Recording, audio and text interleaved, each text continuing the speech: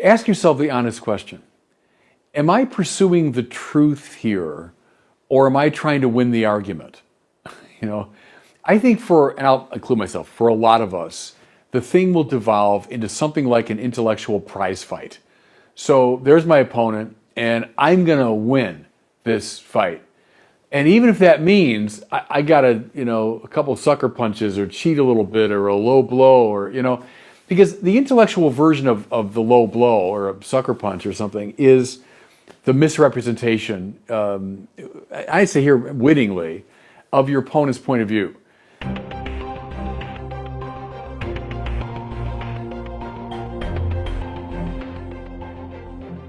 Welcome back to the Word on Fire show. Another episode here. I'm Brandon Vaught, the host and the content director at Word on Fire, and we're delighted to be joined again by Bishop Robert Barron. Bishop Barron, always good to see you. Hey Brandon, good to see you. How's life in Orlando? Oh, it's good. We're still, in phase 1 now of the rollout of the coronavirus. Florida is one of the first states to kind of open the doors, and everyone's, I think, a little on edge to see if there's going to be a second wave of cases. So our family's still kind of hunkered down here in our little homestead. Yeah, good. A couple things I wanted to talk about before we get into the meat of today's episode. One is you've mentioned a few episodes back that you were working on this book on the Creed, and we're going to have a lot more to say about that when it comes out, probably in 2021. But you just finished it, so it's a big accomplishment. I know it's still on your mind. How did the book go? Are you happy with how it turned out? Well, I finished it, entre guillemets, as the French say, meaning the basic kind of draft, the first draft of it is done. But this is a book that I conceived, I don't know, maybe a year ago, working on it in dribs and drabs. And then suddenly this coronavirus thing came, and it did open a window, I must say, to that. I had more time. And the thing about writing, for writing, this, Brandon, you need a lot of time because you just have to focus. It's impossible. Like, I got an appointment at 9. It's over at 10. Another appointment at 11. Once you write in between those two, that never works. It just doesn't. You can't do it. You need I've got from 8 until noon. So suddenly time like that opened for me, and I was able to get, I'd say, the bulk of it done. I'm at the stage now of kind of reading through it. One thing you also know, all authors know this, when you're writing a book, you're not reading it. You're writing it. And it can be a very different experience than to go back and actually read it the way another reader would. And so you got to make adjustments. So anyway, I'm happy. It's basically done. I hope it can be used in a lot of different ways. I wrote it at a pretty high level academically because I hate dumbed down Catholicism, so I didn't want to do that. But it's also designed for nuns, right? It's designed for the unaffiliated. It's designed for seekers and searchers and people that don't like religion. It's designed for those that maybe are looking, but they've wandered away, etc. So anyway, we'll see. We'll see if it works. After briefly reviewing the manuscript, to me, it's in the same genre, in the same category as Joseph Ratzinger's Introduction to Christianity. It's a very thoughtful, theologically serious reflection on the basics of Christian belief. And I can't help but think when it comes out, it's going to be the perfect book to give to a smart non-Catholic, whether they're agnostic or atheist, or they think religion and philosophy has nothing smart to offer the world. This book will show them that Christianity is a thinking faith. It's a smart faith. So we'll talk way more about that as it develops. Yeah, good. Another thing I wanted to discuss with you is people have been so consoled by these daily masses that you and Father Steve have been offering from your chapel there in Santa Barbara. I think we started them on March 17th, somewhere around, I think it was St. Patrick's Day, in fact, when it started. Yeah, it was. And we've been offering it every single day since then. And Bishop, I got to tell you, you don't receive all of the emails that come into Word on Fire. They're filtered through your team, but every day we get dozens and dozens and dozens of emails from people explaining how meaningful and consoling it is that at a time when the parishes are closed, they're still able to participate, at least in a limited way, in the liturgy. But a lot of people have been asking, hey, this is great. Can you keep doing it even after the coronavirus goes away? Can you do it perpetually and offer these daily masses every day? We've talked about that a little bit at Word on Fire, but what's your thinking? What do you think about that? Well, first of all, I'm very grateful to people who have responded well, and we're delighted that we've been able to offer this service. Secondly, we shouldn't continue it once the virus is over, because we want people going back to Mass in their parishes. We don't want them relying on this sort of virtual Mass. So I don't believe in that. But here's what we're thinking about, Brandon, is maybe if we do a program just dedicated to preaching. So if I were to preach, I do the Sunday sermon for various outlets, but maybe do that as a video. The Sunday sermons, or even more frequently than that. So we'll see. That might be a way of continuing some of the momentum from the Masses, where I would preach on a more regular basis on video and make that available through YouTube and Facebook and so on. So we'll keep everybody updated as things develop, but for the near future, we plan to keep offering these daily Masses as long as the restrictions on parishes are in place. And then when they lift, we'll see where we go from there. Okay, today we're going to be talking about how to disagree well. This is a skill, and it's one not usually taught or developed for many people going through middle school or high school or college. I'm thinking back to my college days, and we were just never taught how to have a serious, respectful conversation with people with whom we disagree. But it's a skill set that needs to be encouraged and taught and developed. I found an article recently from the popular Protestant pastor Tim Keller. He outlined what he described as 6 principles for how to argue when you disagree. And so I thought for this episode, we'd talk through these principles and unpack each of them. There's a lot of good crossover here with what you've previously written in your book, Arguing Religion, which in some ways took these principles and applied them specifically to religious disagreements. But these are broader principles that will apply to any topic. So here's the first one. Number 1, take full responsibility for even unwitting, unintended misrepresentations of other people's views. And Tim Keller says this means to avoid rash judgment, to assume blame for misunderstanding. If you say something, the other person says, well, that's not what I mean or what I believe, then you say, oh, I'm sorry, I must have misunderstood you. Talk about this principle. Take full responsibility for even unwitting misrepresentations of others' views. Brandon, I would put that and all the other principles kind of under this rubric. To ask yourself the honest question, am I pursuing the truth here, or am I trying to win the argument? I think and I'll include myself, for a lot of us, the thing will devolve into something like an intellectual prize fight. So there's my opponent, and I'm going to win this fight. And even if that means I got a couple sucker punches or cheat a little bit or a low blow or, because the intellectual version of the low blow or a sucker punch or something is the misrepresentation, I say here wittingly, of your opponent's point of view. So you'll take advantage of perhaps a little chink in the armor or a slight weakness in the argument, or, boy, I can exploit that because what he just said there is ambiguous enough to make me, say, here's what you really are saying. So what am I interested in? The truth that both of us are trying to find together, or winning the argument? If it's winning the argument, then I'm in a bad space, and I should get out of the ring. I mean, you've created a kind of boxing ring. You shouldn't do that at all. It's rather the image of 2 friends having a conversation and pursuing the truth together. Now, it doesn't mean for a second that it's all just sort of wimpy and agreeable. No. I mean, you're having a good conversation. You'll disagree and you'll say, no, I don't think that's the right way to put it. So I don't say you can't be edgy, but are you trying to win, or are you seeking the truth? And I think that's a master principle behind all of these. When I think of this principle, the first person that comes to mind is Socrates, the first great philosopher. We find him in Plato's dialogues, interacting with all sorts of people with whom he disagrees. And every time he meets one of these intellectual opponents, almost the whole conversation is him asking questions. He's really making affirmative statements. He's asking questions, and they're all of the form like, well, do you mean this, or do you mean that? Or what do you mean by that? Explain a little more. Give me a little more understanding. You get the sense through the whole thing that he has intellectual humility, that he really cares about understanding what the other person's view is before responding it. It's only like at the end of the dialogues where he'll then respond and offer his own take. And I've always seen that as the model of making sure you understand the other person's view before you respond to it. Yeah, and it's the combination of the epistemic and the ethical, if you want. If we forget our ethics as we go about the business of looking for truth, then what's the point? Maybe even you won the argument. Maybe if there was a group of a jury of your peers and you won, 9 of them said, yeah, you won the argument. So what?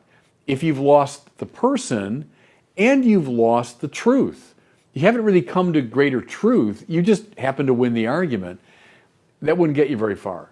And as you say, Socrates is, in many ways, the master figure behind the whole Western intellectual tradition. Because we say all philosophy is a footnote to Plato, as Whitehead put it. But, Plato's hero was Socrates. So in a way, he does positively haunt the whole Western tradition. That he's a sort of asymptotically approached ideal of how to engage in intellectual conversation.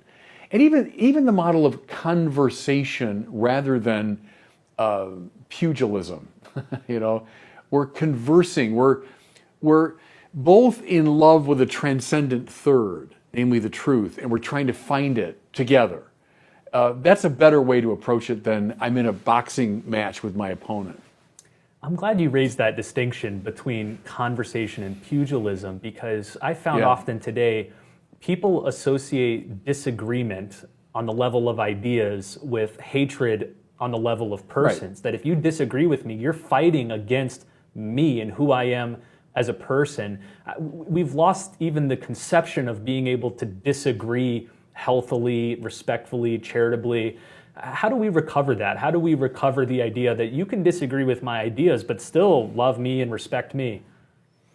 I think one thing is to make sure that when you're disagreeing, you're doing it in a way that's loving, that you're signaling your interest in the truth and in that person. This is a mea culpa. I'll go back sometimes over things that I've said on the internet. How could I have said that? When, either in the heat of the moment or even like, hey, I think I could say something really clever here that will undermine what the person's saying. One way to do it is, and this is okay, I think, to use a little bit of humor, to gently, maybe not poke fun, that's not the right word, but use humor a bit to make your point. Because you want to signal, I'm in love with the truth, and I'm in love with you. I'm interested in you as a person. When we lose that, it does devolve into a boxing match. All right, let's move on to Tim Keller's second principle. Again, 6 principles on how to disagree well. The second principle is this: never attribute an opinion to your opponents that they themselves do not own. And the specific example he gives is the fallacy of guilt by association, that you shouldn't assume that if person A quotes a particular author favorably at any point, then person A must agree with everything that author has ever said in every context. We find that all the time, especially on the internet. Don't you see the same? Constantly, and I agree with them. It's almost like it's a weird mental tick that people have. Because the thing is, I love the whole tradition of thought and conversation. I've been around for a while. I've read a lot of people, and so I know something that Origen said this, and Teilhard de Chardin said this, and I might cite those people when making a particular point. And what I'm citing, it's typically something that is pretty innocuous, or that's helpful. That does throw light on it. Yes, but Origen also said. But Teilhard was also condemned for. Well, yeah, man, I know. But I'm not making a global claim about everything they've ever said or done. I said to people, especially when they go after your references morally, how could you refer to that person who lived such a terrible life? Well, if that's our principle, I would only cite Jesus and his mother. Would be the only 2 people I could ever cite, because everyone you cite's a sinner morally, and everyone's a sinner intellectually, meaning everyone I know in the great tradition has said something stupid. And Thomas Aquinas is my hero. Do I think Thomas is right about absolutely everything? Well, no, absolutely not. I think Thomas made some egregious mistakes. So did Augustine. I mean, so what? That's just the way it goes. Now, my model here is Thomas Aquinas himself, who cites a range of figures, Christian, Jewish, non-believers, scientists, pagans, heretics even. Look at Origen, whom he cites frequently, very positively, even as Thomas fully knows that Origen took some weird positions with which he disagrees, but yet he's very happy to cite him positively. So I just wish, it's a tick, it's a dysfunction, that we just get over that tendency, because it gets us nowhere. You know, you want to say, look, I'm not arguing that he said everything right in his whole life. I'm saying this particular point, he's making a valid observation. You know? So yeah, it's just a conversation stopper. You know, if our model is conversation, let's keep this conversation alive, we're looking for the truth together, that's a conversation stopper. And therefore it's something we should avoid. You know, to me, it's always a litmus test of whether the other person is genuinely interested in fruitful, productive, Right. honest, respectful conversation or not. If they played the card that you quoted this person, that person's heretical or unorthodox, therefore you went off the deep end or something like that, it's almost inevitably a sign that they're not interested in a serious conversation. Do you wish, Brandon, that we're both lovers of sports? You know, when you're playing a game, a serious game, what do you absolutely need? You need a referee, or the game is going to devolve very quickly, right? You're playing basketball, you're playing baseball, you're playing golf, whatever. There's got to be somebody, a rules official, to say, nope, what you just did there, you guys are having a great game, but you know, that move, no, that's not basketball anymore. You can't go out of bounds and run around. You can't stop dribbling. You can't, if there could be referees with an intellectual conversation to blow the whistle and say, like, what we'll call this problem, like, you know, the globalization of your citation or something. Just throw a flag. Oh, stop, everybody. You know, and a little penalty. Like, come on, don't do that. But we don't have referees, so we have to kind of muddle through. So I encourage listeners to visit the Word on Fire jobs page. We'll now be accepting applicants for YouTube CommBox referees if you feel like you have the requisite skills. I'd like that. They'd be blowing the whistle all the time, believe me. All right, let's move on to Tim Keller's third recommendation. He says, take your opponent's view in their entirety, not selectively. And I want to read a quote here. It's a few sentences long. He applies it specifically to theological disagreement and says, a host of Christian doctrines have a sort of on the one hand, on the other hand dimension about them. And without both emphases, we can fall into heresy. What if we find Mr. A making what appears to be an unqualified statement that sounds very unbalanced? If that is all Mr. A has ever said about the subject, it would be right to conclude something about his position. But what if Mr. A has been speaking or writing about these statements to an audience that already believes certain things, and therefore he was assuming those points of doctrine without stating them? At a minimum, we must realize that Mr. A simply can't say everything that he believes about a subject every time he speaks, so we should not pull out certain statements by Mr. A while overlooking or actually concealing explanations, qualifications, or balancing statements that he have made elsewhere. I mean, this is persistent every day on the internet. I see this all the time. I'm assuming you do too. Oh my gosh, yeah.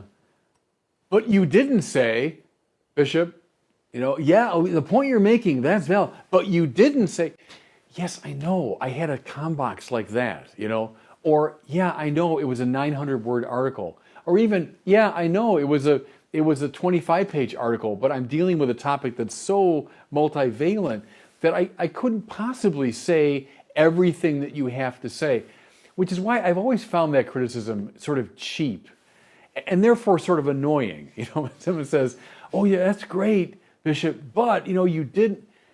All right, why don't we just stay with what I did say and let's analyze that and stay with it. And if I have time, then we'll look at another side. One thing I've heard is, Brandon, when people read me on a given topic and they say, yo, but what about, I'll say, why don't you take just a little bit of time and go through the archive of my videos or articles or books or something. I said, I'd be willing to bet you're going to find the balancing perspective that you're looking for. But maybe just give me the benefit of the doubt that I can't say everything necessary. You know that joke about that? It's like the way the Germans write, that a German scholar will write a 19-volume work called Das Elefant, like the absolutely exhaustive study of an elephant. Even there, someone's going to say, oh yeah, but you didn't. So now imagine a little article or a video or even a small book. There's no way that you can say everything that has to be said.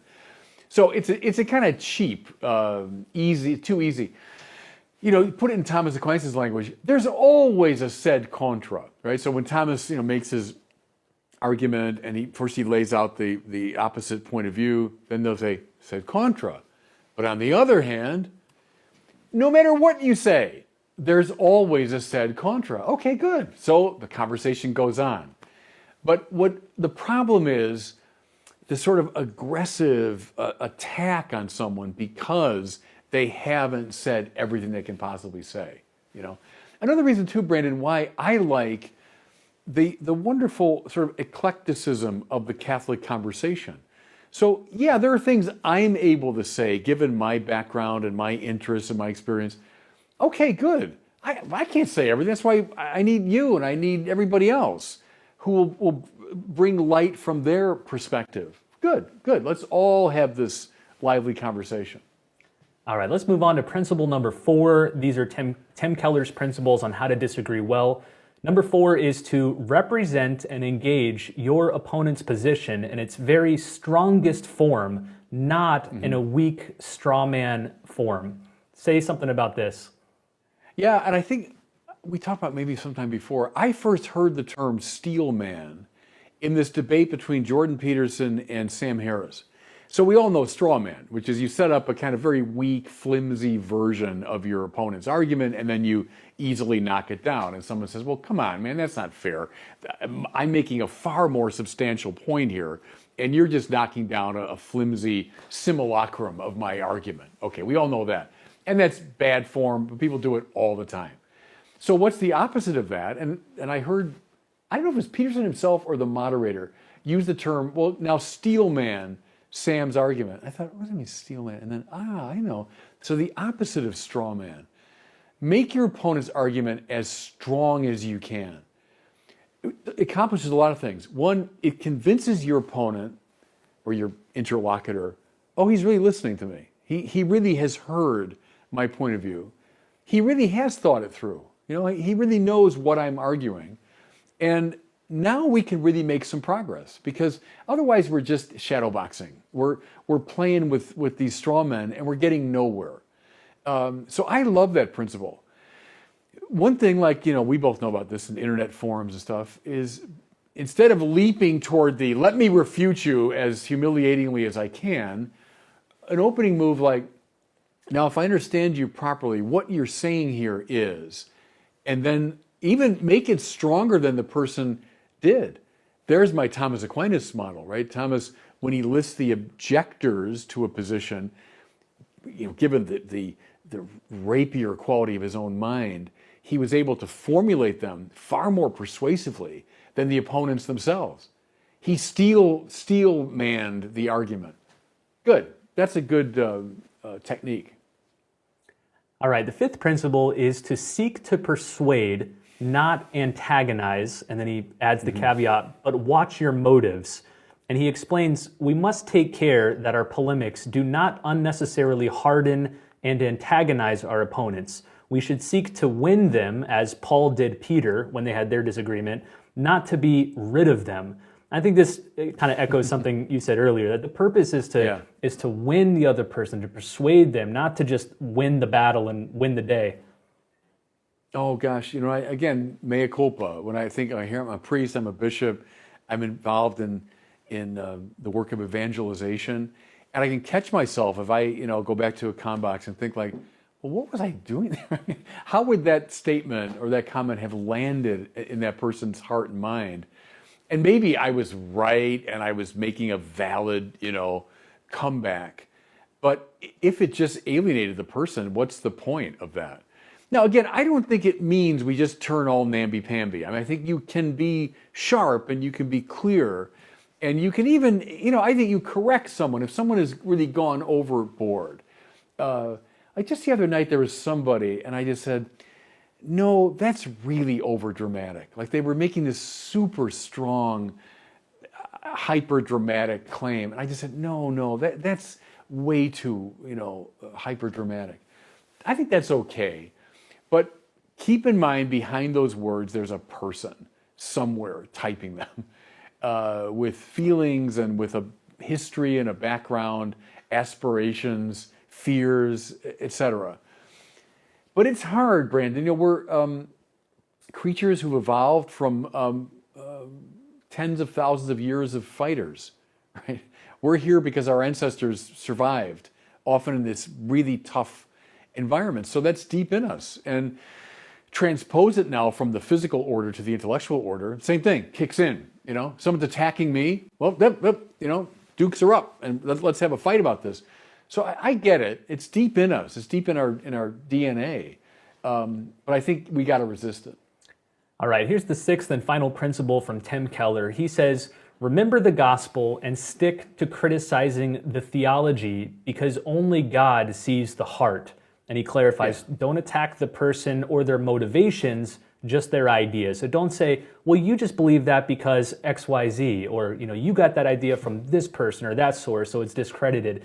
Talk about the need to just sticking to the theology or the ideas and not their motivations or their heart. Yeah, and it's related to what we've been saying, but it's the classic ad hominem issue here, right? An ad hominem argument when you're attacking the person, not the ideas. And man, is it tempting. It's like people do it. They've done it for thousands of years. They still do it today. And as we've said before, Brandon, the internet, which I love in so many ways, but it's a dangerous space because it awakens this very deeply in people and enables it. It's so easy to attack a person when you can't see him, he can't see you. All he can see are your words. It's very tempting to say, well, what an idiot you are, what a jerk you are, and what a clearly, mixed up person you are. So yeah, it's just the penalty flag has got to be thrown when it turns ad hominem. We're talking about ideas, and let me tell you why I think your idea is not right. That's okay, but leave the person out of it. Let me tell you why I think you're not right. Now we're in bad space.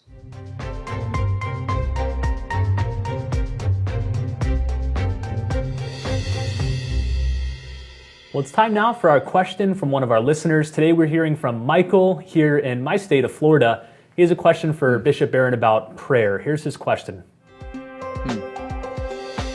Hi, Bishop Barron. My name is Michael. I'm from Deerfield Beach, Florida. And my question is about prayer. I'm wondering, as a priest, if you ever get bored or it becomes rote, or if you're ever not in the mood to pray, I'm wondering what you do about that. And maybe you can give us some guidance and some observations and feedback that can help in my own prayer life. So thank you. Yeah, good question, and it's one that echoes up and down the centuries. Listen to people as they address the great spiritual teachers. You'll often hear that question about dryness, boredom, distraction, and prayer. I'll answer directly the first part of it. Yeah, sure. Sometimes I get bored or distracted during prayer. Sometimes I'm not in the mood to pray. But let me add this. I think here, like anything else, this improves with practice. So, when I first started playing baseball as a little kid, I didn't know what I was doing. But by doing it over and over again, by submitting myself to certain teachers and masters that taught me, by playing a lot, I reached a point where I got pretty good at it, and I really enjoyed it. Now, even at that level, were there times when practice was kind of tiresome? Yeah, sure. Or basketball. I wasn't as good at I was a better baseball player, but I'm learning the game, learning how to dribble. I remember the coach putting, I don't know if they still have those, Brandon, like these little weird glasses that come out like this so that you can't see the ball. It forced you to dribble without looking, right? Well, it's just like really hard when I first started that. And then he had us dribbling between the legs like this just to work on, the rhythm and stuff. Well, yeah, it's hard. Heck, in the beginning, it's very hard. And I get frustrated with it. In time, staying with it, yeah, I was able to do those things and then to play better. And then it became much more natural and a joy. Prayer, I remember distinctly when I first started praying the office, the Liturgy of the Hours. I wasn't a priest yet. I was a seminarian, a Catholic U. I was 19. And it was Robert Sokolowski one day in class who kind of signaled to us the importance of that prayer. So I went out and bought the little one volume. I didn't know how to use it. I'm trying to figure out the ribbons. And I didn't know what I was doing. And it was kind of like tiresome, or what is the point of this? And just kind of going through. But now I've been at that for a long time. I've been praying that, and since I was ordained a priest or deacon, I've been obliged to pray it. Now I can tell you honestly, my holy hour in the morning, where I pray a good deal of the office, is my favorite time of the day. It's a time I savor. I love it. Am I bored? Hardly ever, I would say. I spend an hour. Does it seem tiresome? No, honestly, not now. Used to, if you, even 30 years ago, if you said, now do a holy hour every day, I would have found that hard. I know that 30 years ago, 25 years ago even. Now I don't. I love it. And it's come, I'm not claiming what a saint I am. It's coming from a long, long practice of prayer. So I'll close with it. Here's my advice to you, is just do it. You know, it's like when I was a little kid and, hey, I find this really hard to dribble with these things on look, man, just do it. And I know you're not going to get a thrill from it yet, but trust me, do it. Trust the discipline. Trust the process. Here's the Liturgy of the Hours. I don't know how this thing works and the Psalms and why. Look, just do it. Just do it. Get a rhythm of prayer. Hang in there. And even when you find it tiresome, do it. Day in and day out. I think you'll find that your ability to pray without boredom and distraction and dryness will increase. Well, thanks for the question, Michael. If you have a question for Bishop Barron, send it in to us at askbishopbarron.com. That's where you can record the question on any device. Before we go here, I want to emphasize one more time that our new film series and study program titled The Sacraments is now available. Bishop Barron has given 6 electric, beautiful talks on each of the 7 sacraments. Some of the episodes combine the sacraments together. But you can watch the entire episode 1 for free by visiting wordonfireshow.com/sacraments. And if you want to watch the whole series, the best way to do that is to join the Word on Fire Institute. If you sign up for the Institute today, you'll get immediate access to all 6 episodes of this new film series. So sign up today at wordonfire.institute. Join over 10,000 other Catholics and evangelists in learning how to spread the faith. Well, thanks so much for listening. We'll see you next week on the Word on Fire show.